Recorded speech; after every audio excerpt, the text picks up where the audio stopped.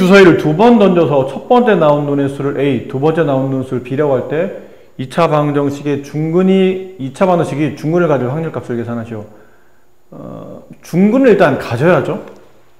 확률은 좀 있다 하고 일단 중근을 가져야 돼요. 중근 갖는 조건이 뭔가요? B가 0 근데 이 x 앞에 계서 짝수니까 그냥 d보다는 4분의 d. 짝수의 판별식이죠. 걔를 써봅시다. 그럼 짝수의 판별식은 반의 1차 함계수 반의 제곱 마이너스 4 빼고 ac 걔가 0이 되면 돼요. 그럼 이걸 제곱하면 4죠. ab의 곱이 4란 뜻이에요. 근데 ab가 뭐냐면 지금 주사위가 두 개 있죠. 각각 두 개의 주사위.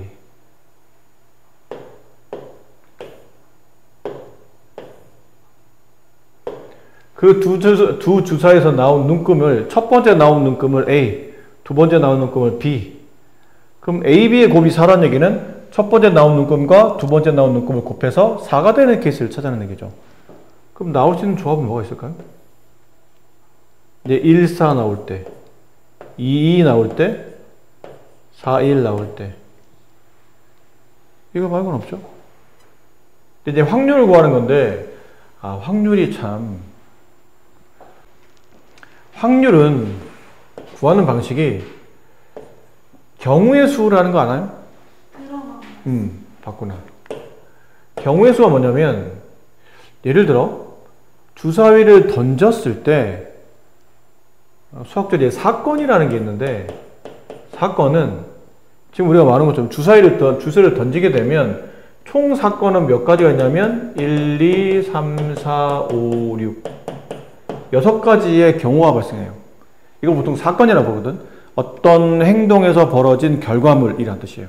주사위를 던진다라는 행동에서 벌어진 결과물은 1부터 6까지 자연수가 6개가 나올 수 있는 거죠. 그 중에 예를 들어서 소수는 무엇입니까? 그러면 자연수의 소수를 찾는 거니까 소수는 2, 3, 5 이렇게 3개 될 거예요. 그러면 주사위를 던졌을 때 소수가 나올 수 있는 이 가지수를 경우의 수라고 불러요. 경우의 수는 3가지 이렇게 되는 거죠. 2, 3, 5가 나온다라는 소수가 나오는 사건이라는 뜻이고 그 사건의 가지수를 경우의 수라고 부르고 그럼 거기서 경우의 수를 통해서 우리가 확률을 구할 수 있는데 경우의 수는 가지수를 구하는 거라면 확률은 가능성을 구하는 겁니다. 전체 가지수는 몇 가지냐면 6개 중에 소수가 나올 수 있는 가지수가 3가지. 그럼 전체 경우분의 내가 원하는 사건의 경우의 수 그걸 계산한 게 이게 확률이에요. 가능성이죠. 2번 중에 1번 정도는 소수가 나올 수 있다. 물론 수학적인 확률이죠. 이게 의미상 그렇잖아. 2번 중에 1번은 소수가 나온다는 뜻인데 실제로 2번 던지면 소수 나오나요? 나올 수도 있지만 안 나올 수도 있거든. 2번 다 나올 수도 있고 2번도 안 나올 수도 있고 아니면 둘 중에 하나만 여기 나오고 좀 소수일 수도 있는데 이게 횟수가 많아지면 많아질수록 수학적 확률값은 그러니까 통계적 확률값은 수학적 확률에 가까워집니다. 많이 던지면 결론은 거의 그 확률값이 2분의 1에 가까워진다는 뜻이에요. 그러면 주사위를 2개 던졌잖아요? 그럼 여기서 나온 눈금은 6가지죠. 여기서 나온 눈금도 6가지예요. 그럼 2개를 동시에 던지게 되면 이건 나중에 다시 할 테니까 2개를 동시에 던지게 되면 이 각각의 사건의 경우의 수를 곱하기 하셔야 돼요. 그래서 확률값을 구하시오 그러면 2개의 주사에서 나온 전체 경우의 수는 36가지죠. 여기서 1 나오면 여기는 1, 2, 3, 4, 5, 6 1, 1, 1, 2, 1, 3, 1, 4, 1, 5, 1, 6 6가지.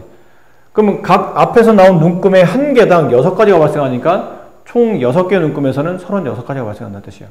그 중에 내가 원하는 사건은 이렇게 몇 가지? 3가지예요. 확률은 12분의 1이 확률이 됩니다. 이건 안 배워서 아마 좀 어려웠던 것 같아요. 오른쪽 그림과 같이 저렇게 생긴 모양 저렇게 생긴 벽에다가 직사각형 모양 타일 6개를 저렇게 갖다 붙였어요.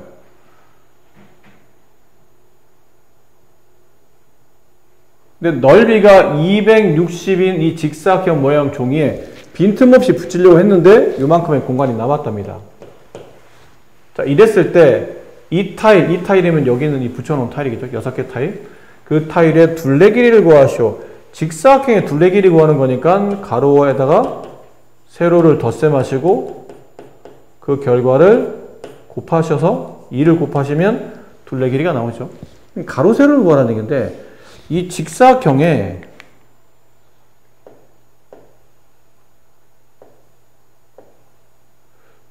이렇게 타일이 있다고 치고 이 모양에서 여기는 가로 길이를 x라고 합시다. 세로 길이를 y라고 할게요. 타일의 가로 길이를 x, 세로 길이를 y라고 했을 때 여기 있는 이 직사각형의 가로 길이는 4x로 표현되죠. x가 4개 덧셈됐으니까. 근데 여기서 보면 이쪽 길이와 이쪽 길이는 서로 같잖아요. 근데 여기는 y, 이 길이가 y면 이쪽도 y일 테니까. 긴 쪽이 y, 얘도 y.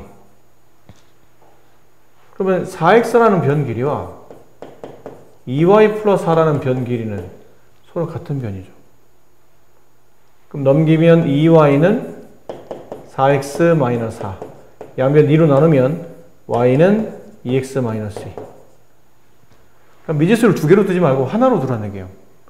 이 직사각형의 가로 길이를 4x로 본다면 세로 길이는 이걸로 보자는 얘기죠. 이걸 세로, 2x-2를 세로로 보자. 됐습니까? 네. 그러면 이 직사각형은 이제 생긴 게 다시 정리해보면 가로는 4x, 세로는 여기가 y, 여기는 x죠. 세로는 y 플러스 x, x 플러스 y예요. 근데 아까 y가 2x-2였잖아요. 거기다 x를 더한 거니까 가로를 4x로 둔다면 세로는 3x-2로 둘 수 있다. 이해되나요? 여기 x에다 y를 더한 거고 여기다 y를 더하게, 여기다 x를 더하게 되면 3x-2가 세로 길이. 그럼 다 됐어요. x값 구해야 되는데 전체 넓이가 260이잖아요. 그럼 가로 곱하기 세로 하게 되면 260이 나온다. 이렇게 돼요. 그럼 여기는 4 약분하게 되면 4, 6, 24, 4, 5, 20 이렇게. 그럼 분배하면 3x제곱 마이너스 2x 마이너스 65는 0이 되죠. 3x 여기 x 이제 65의 약수를 찾아야 되죠. 역시 65의 약수 얼마나 가야 될까요? 5로 나누면 5로 나누면 얼마예요? 13? 그럼 여기 5주고 여기 13 좀 될 것 같은데? 그럼 여기에 마이너스 여기에 플러스 하게 되면 이렇게 하면서 마이너스 15x 이렇게 하면서 플러스 13x 둘을 더하면 정확히 마이너스 2x. 그럼 인수분해가 3x 플러스 13와 x 마이너스 5. 따라서 x값은 마이너스 3분의 13과 5일 텐데 이 x는 저기 있는 저 직사각형 가로 길이잖아요. 음수가 될 수는 없으니까 양수값. 그럼 가로 x는 5. 세로 y는 여기다 5를 대입하게 되면 2, 5, 10 빼기 2, 8. 문제 마무리. 2 곱하기 가로 길이 5, 세로 길이 8, 13. 둘레, 이 직사각형 타일의 하나의 둘레 길이는 26cm가 된다. 오른쪽 그림과 같이 AB, BC가 12인 직각 이등변 삼각형에서 선분 세 점에 저렇게 점을 잡고 그 점에서 각 변 쪽으로 수선을 내렸더니 DEF라는 변을 이제 찾아낸 거죠. 저 사각형 넓이 BDEF 이 사각형의 넓이가 32일 때 이 삼각형 넓이 색칠한 거 얼마입니까? 인데 이것도 약간 중학교 이해하는 개념이 포함되어 있거든요. 중2 후반부에 보면 닮음이라는 아주 중요한 단어를 배울 겁니다. 합동과 유사한 개념인데 합동은 크기 모양이 똑같은 거죠. 닮음은 모양만 똑같은 거예요. 크기는 다를 수 있는 거예요. 우리가 흔히 말하는 뭐 미니어처 같은 거 있죠. 어디 박물 같은 데 보면, 자, 여기 박물관에 이렇게 보면 이렇게 전시되어 있는 내용에 이렇게 뭐 유리관 안에 보면 예를 들어 파리의 전경 해서 거기 보면 에펠탑 있잖아. 여기 써 있거든. 설명해 보면 다음 모델은 뭐 에펠탑을 뭐 10만 분의 1로 축소한 모델입니다. 뭐 그런 식으로 나온다든지, 예를 든다면 뭐 그렇게 나오면, 아, 이 도형을 10만 배 확대하면 정확히 에펠탑과 일치한다는 뜻이고, 에펠탑을 10만 분의 1로 줄여놓으면 이 모형과 일치한다는 뜻이에요. 그게 이제 흔히 말하는 닮음인데, 닮음이 이게 엄청 중요한 이유가, 고등학교 이제 나중에 이제 우리의 궁극적인 목적은 이제 나중에 수능이잖아요. 수능을 볼 때 수능 문제 중에 어려운 문제들, 특히 도형 관련된 문제들에는 닮음이 꼭 필히 쓰입니다. 특히 매년마다 수능에 출제되는 등비급수라는 파트가 있는데, 그 등비급수는 일정한 비율로 도형이 줄기 시작해요. 이런 것도 어때? 여기다가 내가 막 여기다가 또 내접한 뭐 여기는 이렇게 돼 있잖아요. 근데 뭐 그림을 이렇게 만들 수 있어요. 이렇게 직각이등변에다 내접하는 직사각형, 정사각형 만들고, 다시 이렇게 잘라놓고 또 정사각형 만들고, 또 잘라놓고 정사각형 만들고, 잘라놓고 정사각형 만들고, 이러다 보면 여기 안에 있는 이 삼각형도 있죠. 요 삼각형들의 넓이에 이렇게 무한히 잘라가. 무한히. 직각이등변 삼각형, 이렇게 정사각형, 다시 직각이등변 정사각형, 직각이등변 정사각형 하다가 여기 색칠되어 있는 부분의 넓이의 총합을 계산하시고 그러면 저렇게 저기는 삼각형이 무한히 많다는 뜻이거든. 나중에 점점 줄어들면 그 넓이가 거의 점에 가까워지겠죠.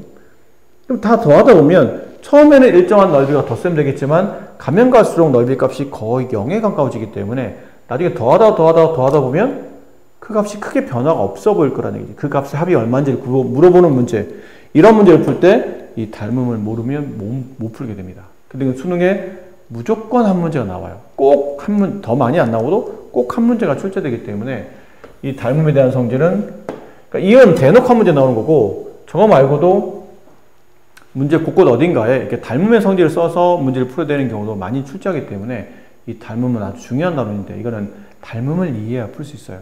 이것도 네가 질문인 게, 뭐 활용 문제라 질문일 수도 있겠지만 안 배운 파트가 일부 포함되어 있다 보니까, 자, 닮음 어떻게 생각해야 되냐면, 여기는 큰 이등변 삼각형 있죠. 삼각형 ABC.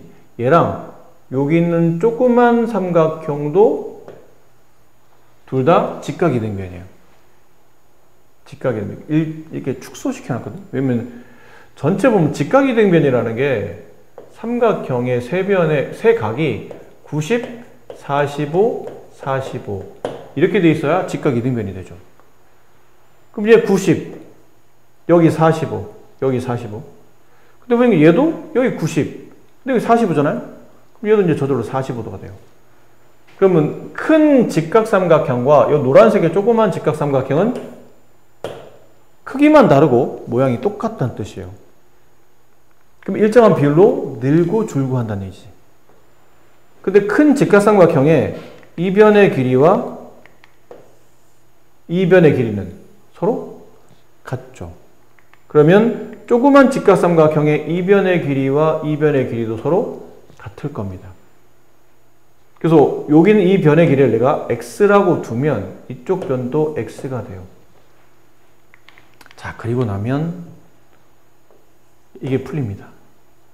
이 직사각형은 가로가 x인 상태고, 세로는 이쪽에 있는 선분 AB 길이 12에서 요 위에는 조그만 x를 뺀 길이죠. 12-x가 돼요. 그럼 직사각형 넓이를 구하는 거니까 가로 곱하기 세로, 그게 32. 분배하면 마이너스 x제곱, 넘어가면 플러스 x제곱, 마이너스 12x 플러스 32는 0이 돼요. 4, 8, 32. 곱해서 플러스 더해서 마이너스가 되려면 둘 다 마이너스. 그럼 여기 x, x-4가 0이 된 x값 4, x-8이 0이 된 x값 8. 괜찮아요? 문제 마지막 읽어야 돼요. AD가 DC보다 작습니다. BD가 DC보다 작습니다. 그럼 여기를 만약에 여기 지금 이게 X잖아요. 위가 X면 아래도 X일 테니까 X를 8로 잡으면 여기는 4가 나오죠. 합쳐서 12가 돼야 되니까. 그럼 안 된다는 얘기잖아. 그럼 여기 길이는 8이 남죠. 그럼 여기도 8이에요. 얘도 직각 이등변이거든요. 이유는 얘 90, 아까 이게 45였잖아요. 그럼 얘도 45가 될 수밖에 없어서 직각 이등변. 넓이는 88, 64를 2로 나눈 값 32. 이렇게 됩니다. 자, fx가 y가 x에 대한 2차식으로 나타내질 때 이 함수를 2차함수라 부른다. 이게 무슨 말이죠? 그러면 x에 대한 2차식 쓰라면 보통은 이렇게 쓰죠. 근데 걔가 는영에 대응돼요. 그럼 얘는 2차 방정식이라 말합니다. 저거를 는영에 대응시키면 2차 방정식. 근데 똑같은 관계식을 는영이 아니고 는 y에 대응시키면 이게 2차 함수가 돼요. 함수는 항상 식을 y로 정리하는 거고 오른쪽에 x에 대한 2차식일 때 우리는 이 함수를 2차 함수라 부른다. 근데 2차 함수의 그래프는 알아야 될 게 항상 우리가 어떤 함수를 배우고 나면 그 그래프 모양이 어떻게 생겼는지를 따져봐야 되는데 중학교 1학년 때 처음으로 함수를 배우면서 정비례라는 걸 배우죠. 원점을 지나는 직선. 얼마 전까지 우리가 공부했던 부분이에요. 그리고 반비례라는 것. 원점을 지나지 않는 쌍곡선. 이렇게 배우죠. 그럼 여기 있는 2차 함수도 그래프 형태가 어떨지를 한번 따져봐야 되는데 2차 함수의 그래프를 그리면 포물선이라는 게 그려져요. 우리가 포물선 운동할 때도 많이 하잖아. 어떤 물질을 집어 던지면 이렇게 올라갔다가 내려오면서 어떤 축을 기준으로 좌우와 대칭 형태로 이런 걸 우리가 보통 포물선이 합니다. 그럼 주어되는 이참수는 포물선이니까 포물선과 이참수는 같은 겁니까? 그러면 또 그렇진 않아요. 포물선은 아래로 블록한 것, 위로 블록한 것, 왼쪽 블록한 것, 오른쪽 블록한 것, 사선으로 이렇게 블록한 것도 있거든요. 이렇게. 그러니까 포물선이 굉장히 많습니다. 많은데 그 중에 일부분, 뭐를 배우냐면 아래로 블록하거나 위로 블록한 이 포물선 형태만 배우는 거예요. 그러니까 이참수를 배우다 보면 꼭지점의 좌표가 굉장히 중요하다 배우는데 실제로는 포물선은 꼭지점보다 초점이라는 굉장히 더 중요한 점이 있어요. 그게 나중에 포물선의 정의를 만들 수 있는 점이기 때문에. 근데 지금은 포물선을 다 배우는 게 아니고 포물선의 일부를 배운다 생각하시고 그 포물선의 일부 중에 관계식이 저렇게 y는 x에 대한 2차식으로 써지는 식들이 있어요. 저걸 그래프를 그리면 포물선이 돼서 이 함수를 2차 함수라고 부르고 나중에 저걸 상황상 저기는 는 y로 넘겨주면 저기는 다시 는형꼴이 되기 때문에 저런 방정식을 포물선의 방정식이라고 부르기도 해요. 이것도 중학교 1학년 때 배웠었죠. 어떤 문제에서 특별한 어떤 x값이 조건이 주어지면 그 x를 집어넣어서 대응되는 짝지어지는 이란 뜻이죠. 대응이란 말 우리가 많이 쓰잖아요. 함수할 때는 대응, 짝지어지는 x값에 짝지어지는 y값으로 점을 만들고 그 점을 찍다 보면 그래프가 완성이 되죠.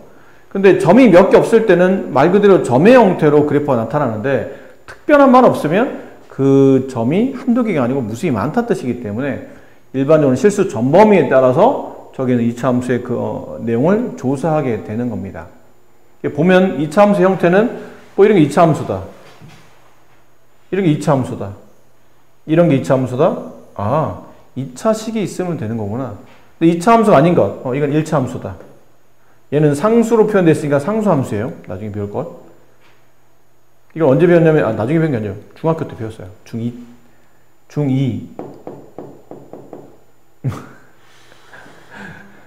중2 때 1차 함수 배우잖아요. 중2 마지막 파트 우리 1차 함수 배웠죠. 근데 1차 함수 그래프는 크게 이렇게 y는 ax 플러스 b가 1차 함수고 a 값이 양수가 되면 이렇게 오른쪽 위로 가는 증감수, a가 음수가 되면 오른쪽 아래로 가는 감수함수라고 배우지만 1차 함수 말고 이게 직선의 방정식이라는 파트 안에는 1차 함수도 있지만 얘는 기울기가 이렇게 양이냐 음이냐 a 값이 0이 아닌 상태로 이렇게 두 가지로 표현되는데 그거 말고 또 이런 것도 있었죠. 축의 평행한 직선. 축의 평행할 때 이렇게 y축과 평행한 직선의 이름은 x는 숫자 이렇게 써졌고 y축과 평행한 직선, x축과 평행한 직선은 y는 숫자 이렇게 써졌죠. 그 y는 5 이런 거 그리면 그래프는 이렇게 됐었죠. 이게 x축, 이게 y축, 이게 0. 여기 있는 점이 0,5. 이럴 때 이 관계식이 y는 항상 5라는 점을 갖는다. 이렇게. 이건 이제 이차함수가 아니겠죠. 이런 것도 이차함수가 아니죠. 이건 반비례. 이것도 이차함수가 아니죠. 차수라는 거는 1 곱하기 x제곱은 2차식이 맞지만 1 나누기 x제곱은 나누어지는 차수가 정의되잖아요. 곱해져야지만 차수가 정의돼서 이 나누어진 식인 x제곱분의 1은 2차 함수가 아니게 되는 거죠. 2차 함수를 골라내는 내용이었고, 그러니까 사실은 본질적인 내용은 이제 여기서부터 시작하는 건데, 이거를 책에서 보면 이렇게 나누어 설명하고 있긴 있어요. 이렇게. 네, 설명하고 있긴 있으나, 한꺼번에 어차피 이거 해야 되기 때문에, 여기를 통해서, 대신에 포물선 내용 한번 읽어봅시다. 2차 함수 y는 x제곱, y는 마이너스 x제곱 그래프와 같은 모양의 곡선을 포물선이라 한다. 얘처럼 이제 그려놨는데, 포물선을 하고 축이라는 게 있거든요. 여기. 그림 보고 설명드릴게요. 축. 포물선이 점점 내려가다가 더 이상 내려가지 못하고 다시 올라가는 위치. 혹은 반대로 점점 위로 올라가다가 다시 더 이상 올라가지 못하고 아래로 내려와요. 그랬을 때 그 점을 꼭지점이라고 불러요. 그 점을 통과하면서 이렇게 y축 평행한 직선이 그려지죠. 그 직선을 기준으로 그래프와 좌우가 대칭이거든요. 이랬을 때 그 선을 우리는 축이라고 하고 그래프랑 축이 만나는 교점에 꼭지점이 놓이게 됩니다. 이런 어떤 용어들은 기본적으로 알고 둘은 굉장히 중요한 단어입니다.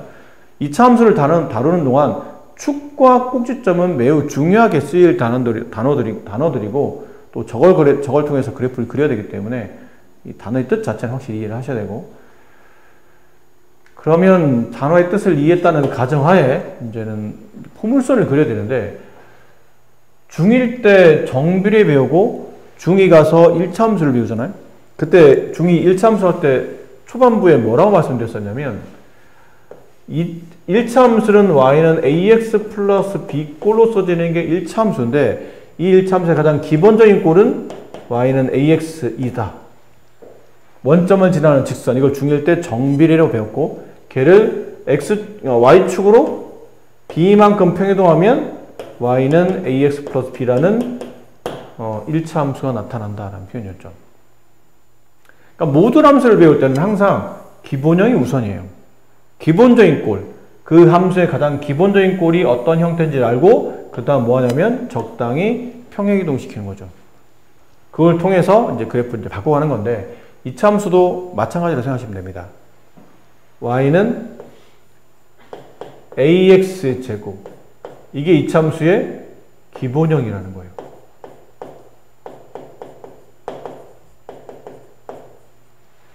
이 차 함수의 가장 기본적인 약속, 2차를 꼭 가지고 있어야 된다는 그 의미로 상수나 1창은 없고 2창만으로 만들어져 있는 저 함수가 2차 함수의 기본형이며, 이 그래프를 이해해야 나머지 그래프를 모두 다 이해할 수 있어요. 그럼 y는 ax제곱은 예를 하나 들어봅시다. 한 번도 그려본 적이 없다 보니까 이 그래프 어떻게 그릴지 모르겠어요. 그래서 적당한 예를 통해서 y는 2x제곱이라는 그래프가 있다고 칩시다. 그럼 이 그래프를 그려보려 하면, 아니 그려본 적이 없는 그래프를 어떻게 그려요? 그러니까 적당히 점을 찍어서 그래프가 이동하는 점의 경로를 파악하는 겁니다. 그럼 x에 x, y 적당한 숫자를 집어넣겠죠? 무수히 많은 숫자가 존재할 거라 다 집어넣을 수는 없고, 계산하기 편한 건 x에 마이너스 2를 집어넣으면 8이 나오고, x에 마이너스 1을 집어넣으면 2가 나오고, x에 0을 집어넣으면 0이 나오고, x에 1을 집어넣으면 2가 나오고, x에 2를 집어넣으면 8이 나오고, 이렇게. 이 점들을 적당히 찍어보는 겁니다. 찍어봤더니 마이너스 2,8 대략 여기쯤이나 칩시다. 여기쯤에 지면 제가 마이너스 1,2 여기쯤을 지나간다고 칩시다. 0,0, 1,2, 2,8. 약간 그래프가 이런 느낌이죠. 근데 1차 함수만 직선이고 1차 함수를 제외한 나머지 모든 그래프, 모든 다항차수는 다 곡선이에요. 그 다항함수뿐 아니라 1차 함수에 관련된 내용을 제외한 나머지 그래프들은 전부 다 곡선입니다. 그럼 이 점들을 부드러운 곡선으로 잇는다고 생각하시면 돼요. 그럼 이렇게 이 점들을 이용하면 부드러운 곡선이 되려면 왠지 여기는 점점 더 위로 갈 것 같고 여기도 점점 더 위로 갈 것 같죠? 왜냐면 x값이 더 작아지거나 더 커지면 숫자들은 제곱이 되면서 더 커질 테니까. 그럼 그래프를 그려보면 왠지 뭐 이런 느낌으로 그래프가 그려지지 않을까라고 예상하는 거죠. 그리고 나서 보니까 이렇게 그래프가 가운데 있는 이 y축을 기준으로 좌우가 대칭인 형태의 그래프가 나타나더라는 거죠.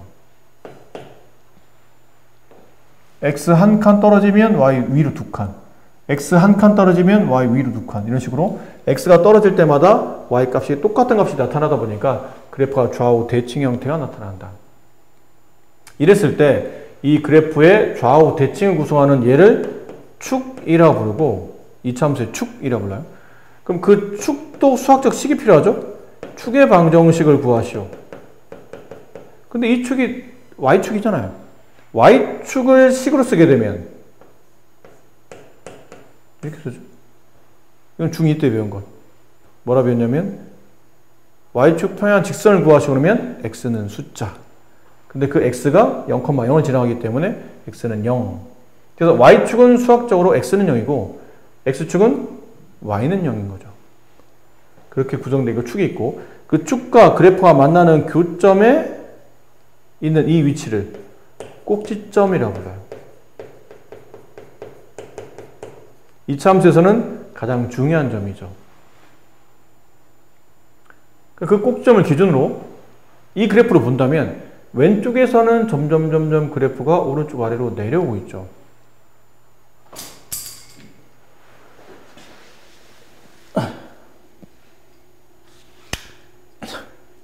잠을 못 자서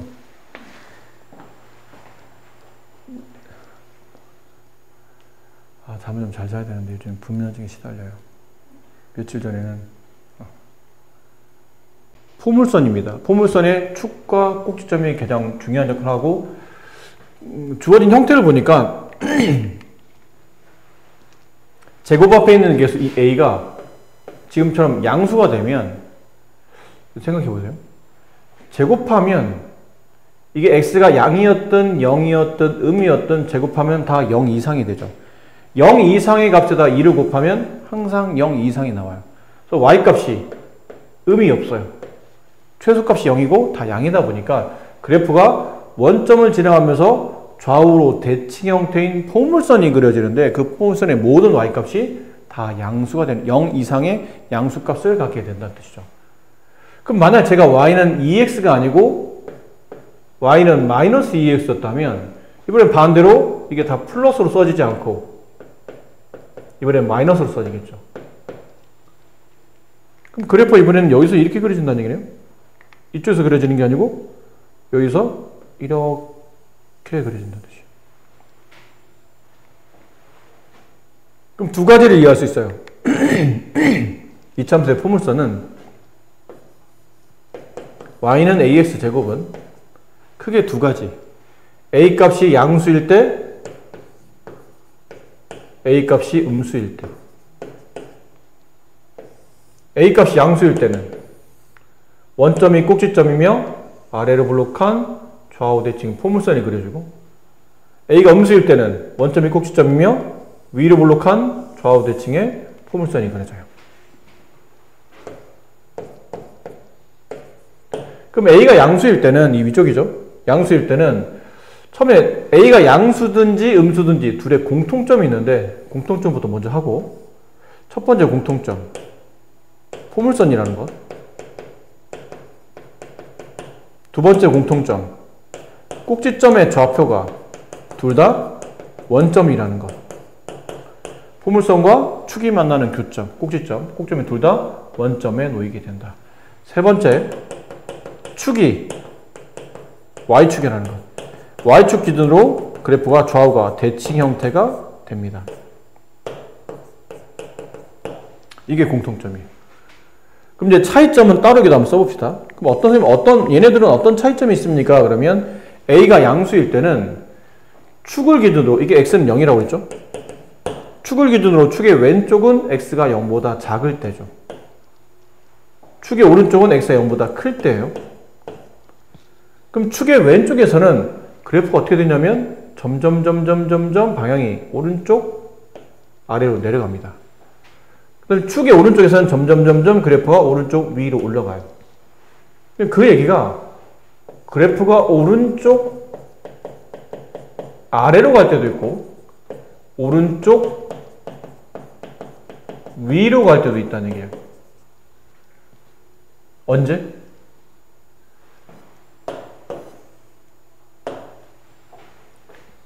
X가 0보다 작으면 그래프가 오른쪽 아래로 가고 있고 X가 0보다 크면 오른쪽 위로 가고 있고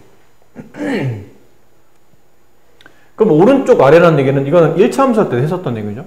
오른쪽 아래 X가 증가할 때 Y는 감소한다. 그럼 이 상태에서 그래프는 보통 우리가 감소함수라고 부른다고 그랬죠.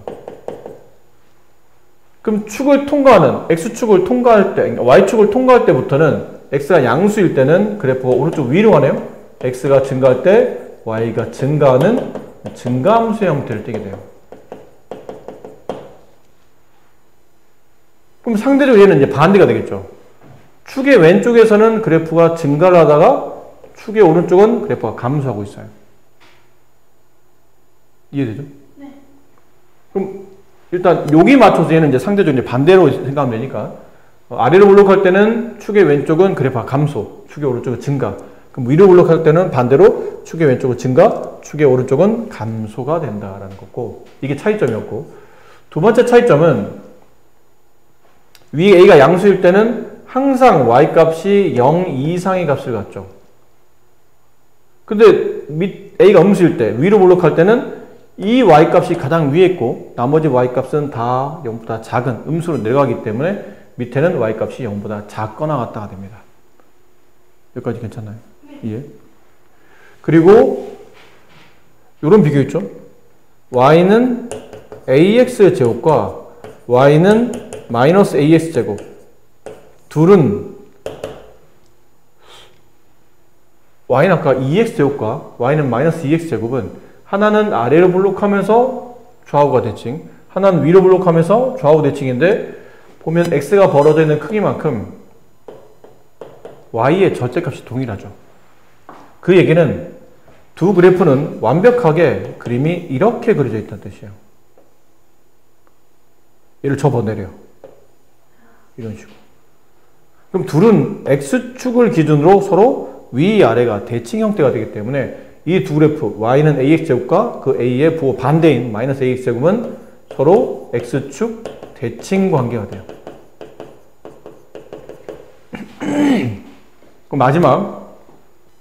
마지막으로 A의 절대값이 크면 클수록 이거는 중학교 2학년 때도 배웠었던 표현이죠. 1차 함수에 x 앞에 있는 개수 a가 기울기인데 그 a의 절대값이 크면 클수록 직선이 이렇게 y축에 가까워지죠. 그럼 2차 함수에서는 제곱 앞에 있는 개수인 a의 절대값이 크면 클수록 어떨까요? 라고 물어보면 이것도 y축에 가까워집니다. 좀 더 포물선이 점점 y축에 가까워져요. y축에 가까워진다는 표현보다 더 자연스러운 표현이 뭐냐면 폭이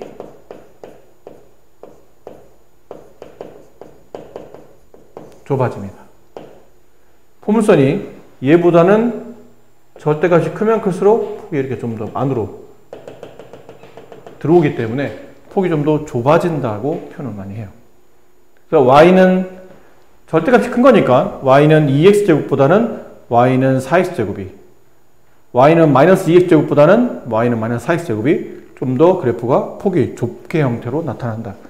그럼 절대값이 작으면 작을수록 그래프는 X축에 가까워지면서 폭이 좀 넓어진다라고 표현할 수 있게 되겠죠.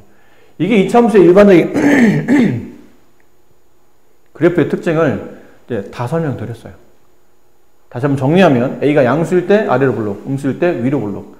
근데 하나를 하면 하나는 반대 개념이니까 둘의 공통점은 포물선이며 꼭지점을 가지고 그래프가 Y축 대칭. 그래서 축의 방정식이 X는 0이 된다고. 차이는 축의 왼쪽과 축의 오른쪽에서 증가감수가 다르며 Y의 크기의 변화가 Y는 A가 양수일 때는 항상 0 이상, A가 음수일 때는 항상 Y가 0 이하가 된다라는 차이점을 좀 갖게 되고 이런 세부적인 내용은 좀 잘 기억해 두시는 게 좋을 것 같아요.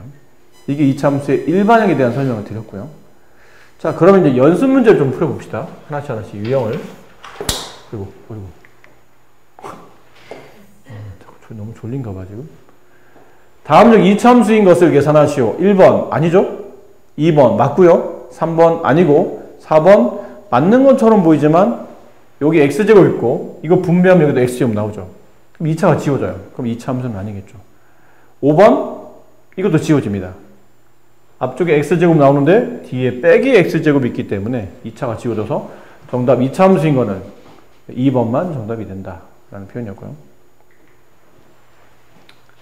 함수값 구하는 것도 뭐 많이 했었죠. 이거는 함수 f에다가 x자리 대신에 -1을 대입해서 계산하고 1을 대입해서 계산하고 그들을 더해주고 하면 되기 때문에 뭐 이건 크게 어려울 바 없고요. 자, 이거 좀 전에 했던 내용이죠. y는 ax제곱 그래프에 대한 성질 맞는 걸 고르시오. 틀린 거 고르시오. y는 3x제곱 기본형이죠. 딱 기본적인 2차만 가지고 있는 기본형. 근데 거기에 제곱 앞에 있는 게 양수이니까 이거는 원점이 꼭지점이며 아래로 블록한 포물선이 그려지겠구나 라고 대략적으로 이렇게 예상을 하셔야 됩니다. 근데 그래프를 되게 이제 뾰족하게 그리시면 안 돼요. 가끔 애들 그래프 그릴 때 이렇게 뾰족하게 뭐 이렇게 그냥 이게 날카롭게 이렇게 뾰족하게 그린 애들이 있는데 이게 뾰족하지 않아요. 부드러운 곡선으로 이어지고 있는 부분이기 때문에 뾰족하지 않습니다. 1번 꼭점 좌표는 0,0이다. 네, 맞고요. 축의 방정식은 x는 0, y축이다. 맞고요. 아래로 블록한 포물선이다. 선생님 어디로 블록한지 어떻게 판단하죠? a가 양수이면 그래프 이렇게 되잖아요. 이게 뭐냐면 아래로 블록한 거예요.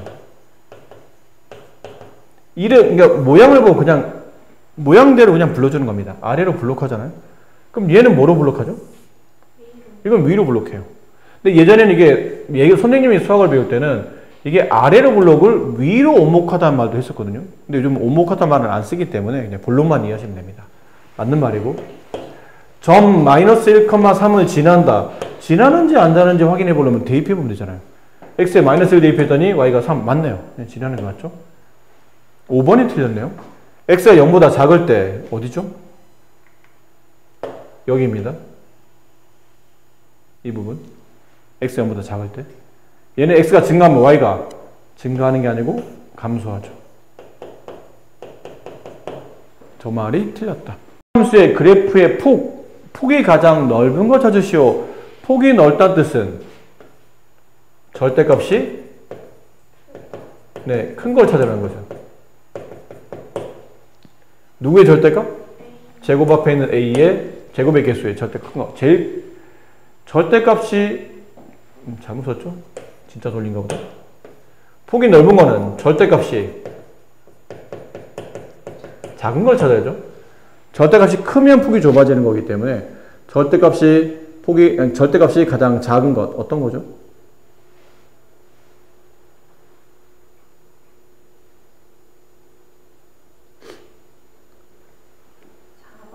네, 4번이 정답이에요.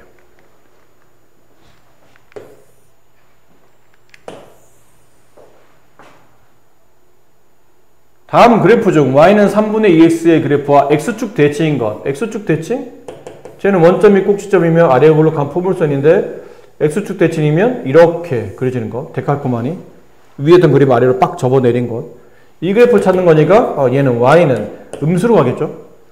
근데 폭이 접어내렸기 때문에 이 폭과 이 폭은 서로 일정해야 되죠. 근데 폭은 누가 결정하냐면 제곱 앞에 있는 개수의 절대값이 결정하잖아요.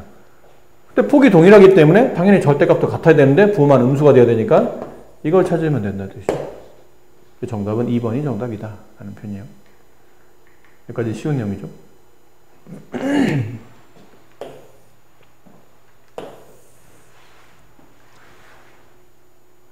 자, 이 그래프가 두 점의 좌표를 지날 때 a 플러스 b 값을 계산하시오.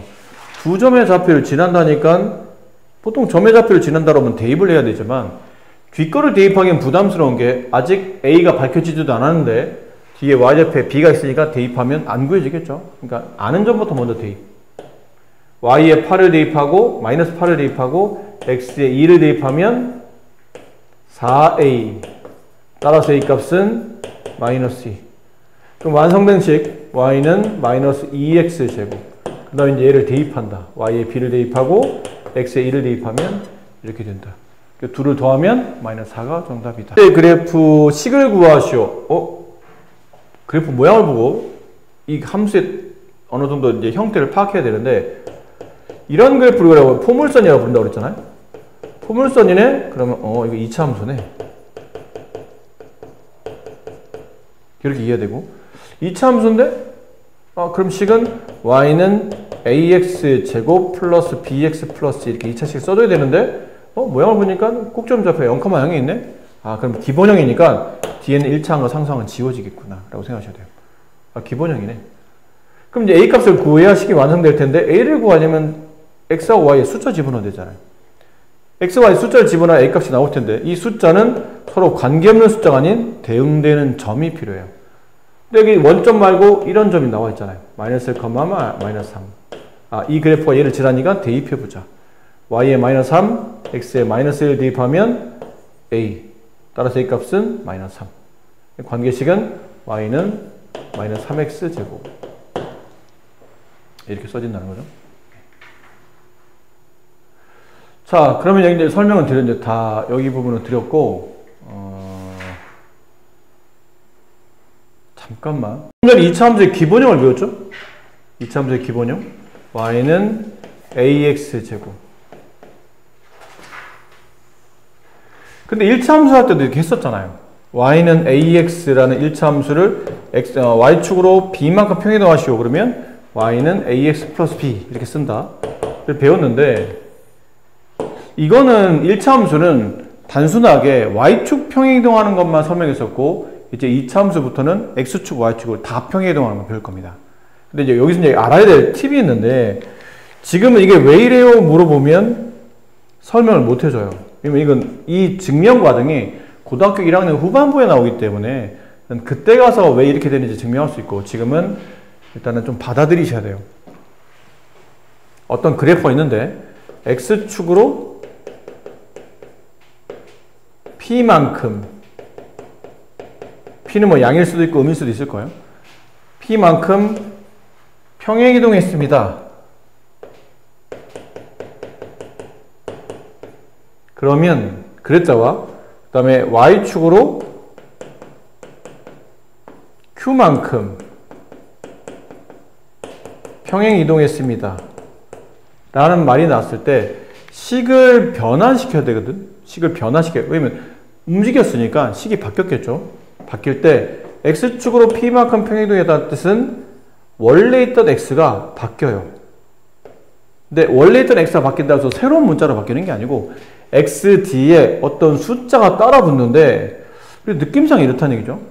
x축으로 1만큼 평행이동하시오 라는 예를 들었다면 x축에서 1만큼 커진 거니까 x 대신에 1이 큰 x 플러스 1을 집어넣어야 되지 않나? 라고 생각하는데 이게 함정이에요. 반대 숫자를 집어넣어야 돼요. x로 1만큼 평이동 그러면 x 대신에 x 플러스 1이 아닌 x 마이너스 1을 집어넣어야 돼요. 그럼 y축으로 p만큼 평이동 그러면 y축으로 p만큼 y 대신 x 대신에 x축으로 p만큼 그러면 x 대신에 x 플러스 p를 집어넣어야 될 것 같지만 실제로는 x 마이너스 p를 대입하고 y축으로 q만큼 평이동하시오 그러면 y 대신에 y 마이너스 q를 식에다가 대입한다. 이걸 기억해야 돼요. 그러면 이 그래프를 y축으로 q만큼 평이동하시오. 그러면 y 대신에 뭘 대입한다고요? y-q를 대입해요. 그 나머지는 뭐 바뀐 게 없죠. Y축으로 움직였으니까 얘만 바뀌고 나머지는 그대로라는 뜻이니까 나머지 그냥 쓰시면 돼요. 그리고 X축으로 P만큼 평이동하시오. 그러면 그때는 저기 있는 X자리 대신에 X-P를 대입해요. 나머지는 그대로. 그대로라는 얘기는 Y 그대로, A 그대로, 제곱도 그대로인데 이거 아까 X 전체를 제곱한 거잖아요.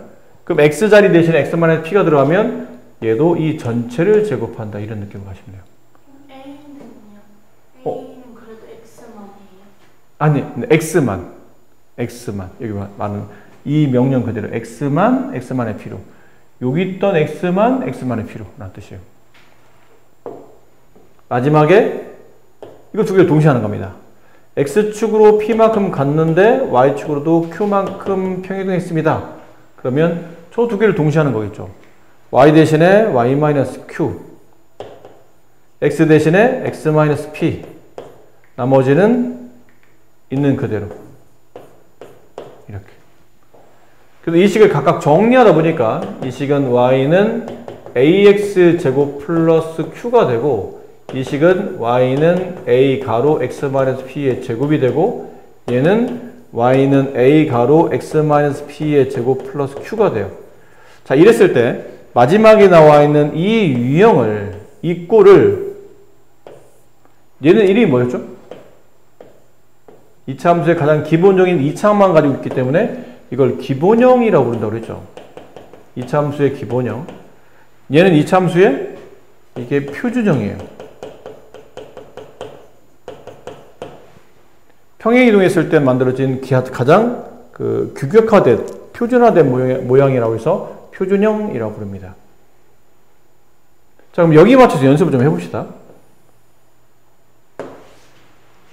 Y는 2x 제곱이 있어요. 근데 걔를 Y축으로 3만큼 평행이동해요. 그럼 이 식은 Y-3은 2x 제곱. 정리하다 보면 Y는 2x 제곱 플러스 3. Y축 평이동 거리를 그냥 원식 뒤에 갖다 붙여도 크게 관계는 없다는 뜻이에요. 이거를 X축으로 다시 마이너스 1만큼 평이동. 그러면 Y는 놔두고 2 놔두고 제곱 놔두고 여기 이제 X자리 대신에 이 부호 반대인 X 플러스 1을 식에다 대입한다. 마지막 얘네를 동시하게 된다면 저 위에 썼던 저 둘을 동시에 한다면 그때는 Y 대신에 Y-3 X 대신에 X 플러스 1 정리했더니 Y는 2 가로 X 플러스 1의 제곱 플러스 3이 된다. 이렇게 이해되죠? 자, 그러면 이제 이거에 대한 그래프 식을 바꾸는 건 했었으니까 이제 그러니까 식을 바꾸는 건 했었으니까 그래프의 변화를 봐야 되는데 얘는 그래프가 어디에 있었냐면 원점이 꼭지점이며 아래를 블록한 포물선이었던 거죠. 그럼 얘는 어떻게 돼 있을까요? 저 그래프를 Y축으로 3만큼 이동했으니까 원래 원점이 꼭지점이며 아래를 블록했던 이 포물선을 위로 이렇게 색감 끌어올린 거예요. 그럼 따라서 꼭지점의 좌표가 0,0이 아니고 0,3이 돼 있겠죠. 이해돼요? 그럼 여기는 두 번째 그래프는 원래 원점이 꼭지점이며 아래를 블록한 포물선을 X축으로 마이너스 1만큼 이동했잖아요. 그럼 왼쪽으로 한 칸 갔다는 뜻이거든요. 그럼 여기 0,0에 있던 점이 마이너스 1,0에 찍히면서 그대로 폭은 동일하게 이렇게 그리시면 된다고 해요. 아, 위치만 이동하는. 네, 그래프는 그냥 있고, 그러니까 이 그래프 포물선이 구부러진 정도를 먼저 철사로 본다면 이 철사는 그대로 그냥 있고 Y축 위아래, X축 좌우로 움직이는 겁니다. 마지막 세 번째, 쟤는 이 두 개를 동시에 쓰니까 Y축으로 한 칸, 위로 세 칸. 그럼 여기에 좀 원래 이게 포물선이 있었는데 이번에는 이렇게 볼록한 포물선 형태가 그려진다는 뜻이죠. 그럼 얘는 꼭지점 좌표가 마이너스 1,3이 되겠죠.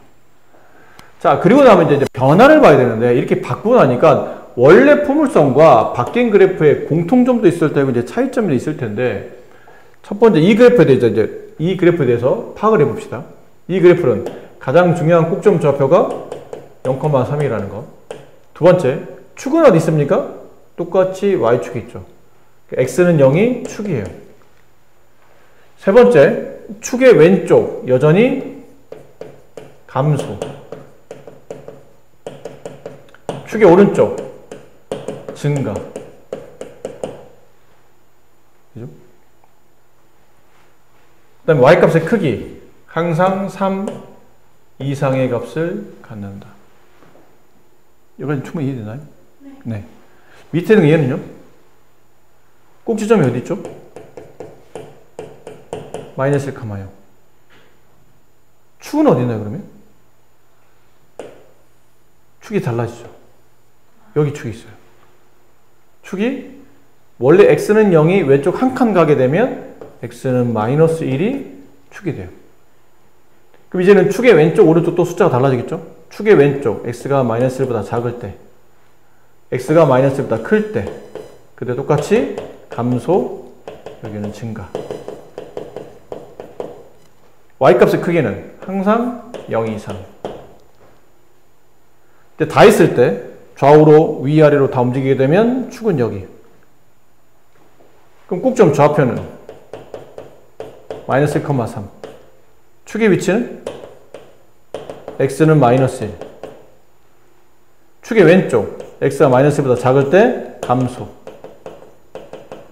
x가 마이너스 1보다 클 때 증가. y값 크기는 항상 3 이상. 이해되나요? 그럼 포물선을 정할 때 가장 먼저 우리가 고려해야 될 게 뭐냐면 일단 그래프가 어디로 볼록한지를 따져야 돼요. 이걸 따져야 그래프의 증가 감소라든지 그래프 형태가 나타나기 때문에 이걸 따져줘야 돼요. 근데 어디로 볼록한지는 뭘 보고 판단하는 거냐면 제곱 앞에 있는 개수인 a를 보고 판단하죠. a가 양수이면 아래로 볼록, 음수이면 위로 볼록 이렇게 되는 거니까. 그 다음에 중요한 게 꼭지점 좌표예요. 그럼 어디로 볼록한지와 꼭지점의 좌표만 알아도 대략적 그래프를 그릴 수 있다는 뜻이에요. 그럼 그 대략적 그래프를 그려놓고 나중에 이제 세부화된 내용은 그림을 보고 판단하시면 됩니다. 이해되죠? 네. 얘는 y축, x축으로 얼마만큼 이동했는지 알고 있기 때문에 원래 원점이 꼭지점이던 위치가 y축으로 3만큼, 0,-3. x축으로 마이너스 1만큼, 마이너스 1,0. x축으로 마이너스 1만큼, y축으로 3만큼. 그럼 왼쪽 한 칸 위로 3칸이니까 꼭점이 마이너스 1,3이겠네. 이런 거는 저거 이동 거리를 알고 있을 때 있는 거고, 그냥 이런 말 없이 그냥 식만 봤을 때는 이렇게 식만 봐요. 식. 앞으로는 식만 주어질 테니까. 그럼 식을 보고 어디로 블록한지, 제곱 앞에 있는 개수 양수 2, 얘도 양수 2, 얘도 양수 2, 아래로 블록하네. 그 다음에 이제 꼭점 좌표. 근데 꼭지점 좌표 어떻게 찾지? 꼭점 좌표 찾는 방식은 이래요. 제곱 밑에 지금 누가 있냐면 x가 있죠. 2는 앞에 곱해져 있는 거고. 제곱 밑에 있는 x에 대한 관한식이 0이 되는 x값. x가 0이 되는 x값은 0이잖아요.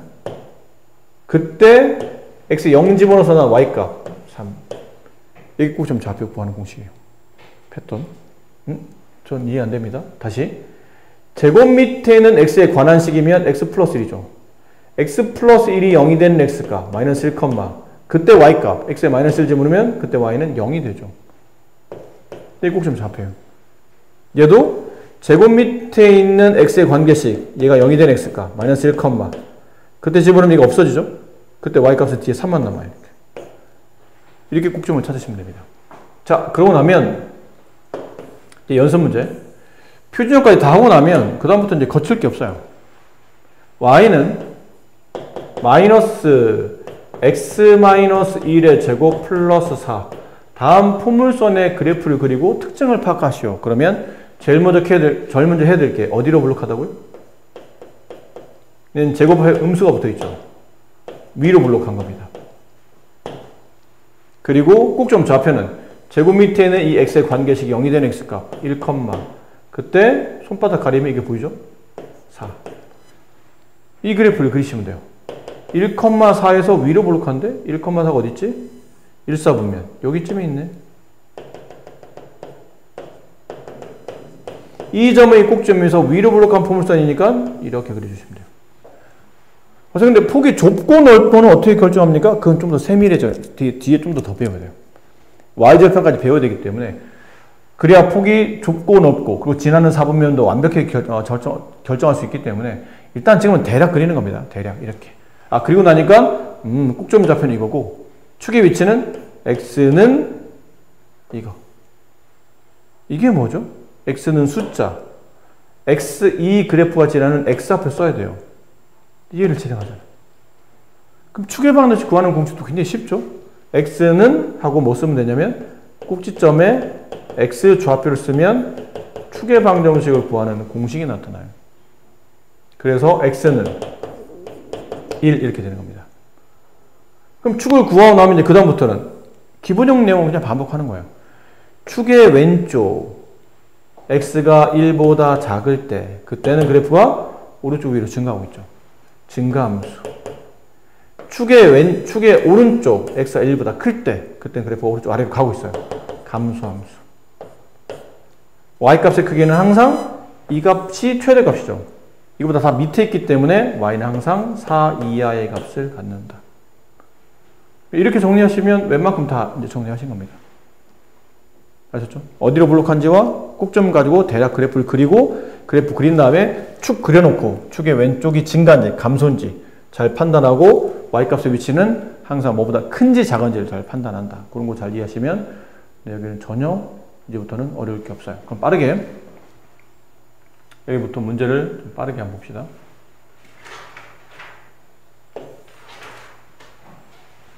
사실 죄송한데 이쪽 그래프나 그 다음에 이쪽 그래프나는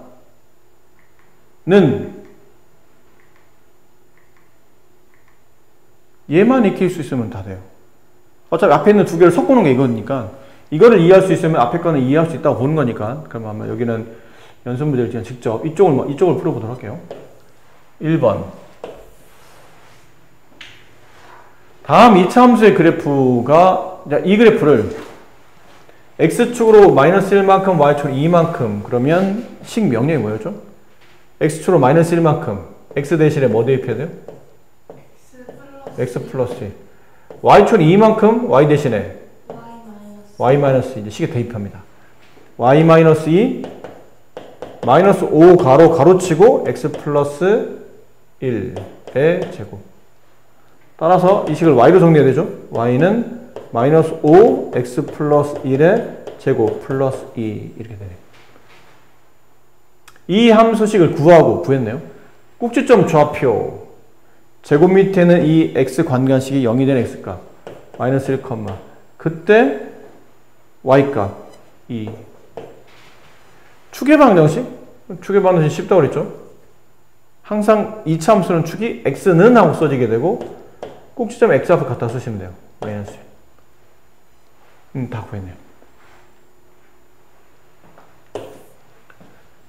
자, 이 그래프에 대한 설명으로 옳지 않은 걸 구하시오.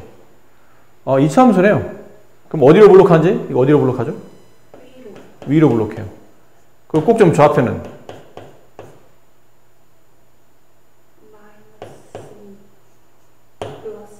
네, 이렇게. 그럼 그래프를 그립니다. 마이너스 2,4를 먼저 찍어야 돼요. 마이너스 2,4면 여기쯤에 있다 치고 위로 블록한 포물선을 그리면 돼요. 꼭지점은 이거이다. 맞고 축은 x는 마이너스 1을 위로 하며 위로 블록한 포물선이다. 이것도 맞고 y축과의 교점 이게 좀 중요한데 y축과의 교점이니까 y축 위에 있는 점이죠. y축 위에 있는 점의 특징은 x값이 0이에요. 그럼 x가 0일 때 답을 찾아야 되죠. 집어넣어 봐야 돼요. 0 2의 제곱 4 마이너스 3 곱하기 4 마이너스 12 마이너스 12 플러스 4 마이너스 8 이거 틀렸네요. 이게 아니고 0, 마이너스 8이라는 점을 지나가게 되죠. 됐나요? 그럼 이 그래프는 좀 더 세밀하게 그리면 이렇게 그려줘야 돼요. 2,-4가, 2,-2,4가 꼭지점이었죠? 그런데 얘를 잘 보니까 가운데 축이 있고 x는 마이너스 2. 근데 얘는 x에 0 집어넣었더니 y값이 얼마 나오죠? 마이너스 8 나와요. 0, 마이너스 8? 뭐 여기를 지나간다는 얘기죠. 그럼 포물선이 이제 급하게 뭐 이런 식으로 포물선이 그려진다는 걸 알 수 있죠. 그럼 그려지고 나서 보니까 몇 사분면 안 지나가죠? 1사분면 안 지나가요. 1사분면 여기 원점이니까 1사분면, 2사분면, 3사분면, 4사분면은 다 지나가요. 근데 1사분면은 안 지나간다. 2, 3, 4분면을 지난다. 맞는 말이다. 근데 축의 어느 쪽? 작을 때니까 왼쪽. 축의 왼쪽. 그래프가 증가함수. 네, 맞는 말이다. 그래프를 그릴 수 있으면 웬만큼 다 된다. 라는 거죠. 3번. 오른쪽 그림같이 포물선이 점 6,k를 지날 때 K값을 계산하시오. 6,k를 지날 때, 아이고, 꼭지점 좌표가 나와있죠? 고마운 일이에요. 꼭지점 좌표가 나와있다는 뜻은 식을 표준형으로 쓸 수 있다는 뜻이에요. 표준형식을 쓸 줄 알아야 됩니다. 표준형의 원식은 y는 a 가로 x-p의 제곱 플러스 q. 꼭지점 얼마일 때? p, q일 때 다음과 같은 식이 써져요. 그렇죠? 이 식은 기억하고 있어야 돼요. 그래서 꼭지점 좌표가 나오면 2,3. 그럼 p값, q값 대신에 2, 3을 대입하는 거예요. y는 a, a까지는 모르지? 꼭지점만 알고 있는 거니까 x-2의 세제곱 제곱 플러스 3이 됐고, A값을 구해야 이 식이 완성되고, 이 식이 완성돼야 6,K를 집어넣어서 K값 구할 거 아닙니까? 그럼 A를 구하려면 또 다른 점이 하나 더 나와야 된다는 얘기예요. 그래프를 보니까 여기 있네요. 이 개인 중인 게 아니라는 얘기죠. 0,1을 이 그래프가 지나갑니다. Y에 1, X에 0을 대입해요. 그럼 마이너스 2의 제곱 4A 플러스 3. 따라서 4A는 마이너스 2, A값은 마이너스 2분의 1. 그러면 식은 Y는 마이너스 2분의 1 x-2의 제곱 플러스 3이다. 남은 것 이 점을 대입한다. y의 k, x의 6, 6-2, 4, 4의 제곱 16, 마이너스 2분의 1 곱하기 16 플러스 3, 마이너스 8 플러스 3, 마이너스 5. x축으로 3만큼, y축으로 마이너스 2만큼 평행이동한 그래프의 축과 y축과 만나는 점을 찾아야 되는 거니까 일단 식을 만들어야 되죠. 이렇게 하면 뭐라 배웠죠? x 대신에 x-3, y 대신에 y 플러스 1을 대입한다. 그럼 대입한다. y 대신에 y 플러스 2. 마이너스 붙이고 x자리 대신에 x-3. 그때 근데 마이너스가 붙었죠? x 대신에만 집어넣고 나머지 똑같이 쓰는 거니까요. 이렇게. 그럼 정리해보면 y는 마이너스 x-5의 제곱 넘어가면 마이너스가 되니까 이렇게 되겠네요. 따라서 이 포물선은 위로 블록하면 꼭지점 좌표가 5, 마이너스 1. 그럼 축은 어디 있습니까? 축 구하라는 얘기잖아요. x는 5. 이거 쓰시면 돼요. 따라서 a는 5인 거고, y축과 만나는 점의 y좌표, y좌표는 구하라는 얘기잖아요. 이건 x에다 0을 무조건 때려 넣으라는 얘기죠. x에 0 집어넣읍시다. 마이너스 5의 제곱, 25. 마이너스 25에 마이너스 1, 마이너스 26. b값은 마이너스 26. 이렇게 구해주죠. 6번 문제. 자, 이참수 그래프를 x축으로 2만큼, y축으로 마이너스 5만큼 평행이동한 후 여기까지 일단 해봅시다. 여기까지 하게 되면 x축으로 2만큼 x-1을 대입한다. y축으로 마이너스 5만큼 y 플러스를 식에 대입한다. 대입하면 y 플러스 5는 마이너스 2 가로 x-2의 제곱이라 쓴다. 그럼 넘어가죠? y는 마이너스 2 가로 x-2의 제곱 얼마? 마이너스 5. 됐어요? 자, 이제 그림을 잘 봐요. 이 그래프를 X축 대칭 이동한 그래프식을 구하라는 얘기인데, 물론 이걸 관계식을 통해서 구할 수도 있는데 그림을 좀 그려보면 충분히 빠르게 이해할 수 있어요. 이건 위로 블록하고 꼭점 좌표가 2, 마이너스 5인 거 이해될까요? 그럼 2, 마이너스 5면 대충 여기쯤 있다고 치고 위로 블록한 포물선. 얘를 어떻게 하라고요? 이 X축을 기준으로 대칭 이동하라는 얘기는 미술 시간에 배우는 데칼코마니 알죠? 얘를 접는 선으로 이게 페인트 칠해놓고 위로 빡 접어 올리는 거예요. 그러면 꼭지점이 여기에 찍히지 않을까요? 그리고 위로 블록했던 게 아래로 블록해지겠죠. 맞아요? 그럼 폭은 동일하죠.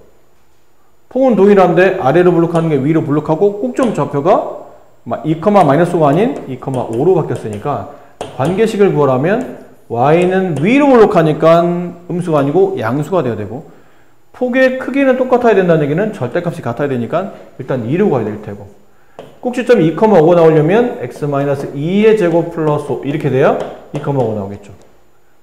이게 정답이에요. 됐습니까? 자, 그리고 다른 방식은 뭐가 있냐면요. 이거 중학교 1학년 때 우리가 대칭 이동을 잠깐 배운 적 있거든요. 그때 뭐라 배웠는지. 여기, 예를 들어, 여기 A, B라는 점이 있어요. A, B를 X축에 대해서 대칭 이동하시오. 그러면 이 점은 좌우로 움직이지 않고 위아래로 움직였기 때문에 A 값은 그냥 있는데 Y 값의 부호가 반대로 바뀌죠. 그래서 X축 대칭 이동하시오 라는 뜻은 나머지는 다 그냥 두고 Y 값만 마이너스 Y로 바꾸라는 뜻이에요. 나머지는 건들지 마라. 그냥 Y 값만 반대 부호로 바꾼다. 그러면 주어져 있는 저식 있죠? 우리가 구한 식이 이 식이잖아요. 이 식. 이 식을 다 이렇게 이동했더니 이게 만들어졌고 이 식을 X축 대칭 이동하시오. Y 대신에 마이너스 Y를 대입하라는 뜻이구나. Y 대신에 마이너스 Y를 대입하고 나머지는 그대로.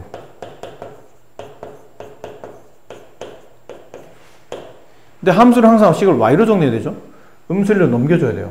Y는. 그럼 양변을 마이너스 1로 나누게 되면 이 마이너스 2는 플러스로 바뀌고 이건 안 바뀌는 거죠. 곱하기니까 앞에 있는 것만 바꾼 겁니다. 근데 이건 바뀌어야죠. 양변을 마이너스 1로 나눴으니까 이렇게 답이 이쁘죠. 그러니까 식에 대한 이동을, 그러니까 X축 대칭 이동이 이런 명령이라는 걸 알고 있으면 사실 뭐 그래프를 안 그려도 답은 구할 수 있는데 그래프를 그려서 풀어도 충분히 이해가 되는 내용이니까 둘 다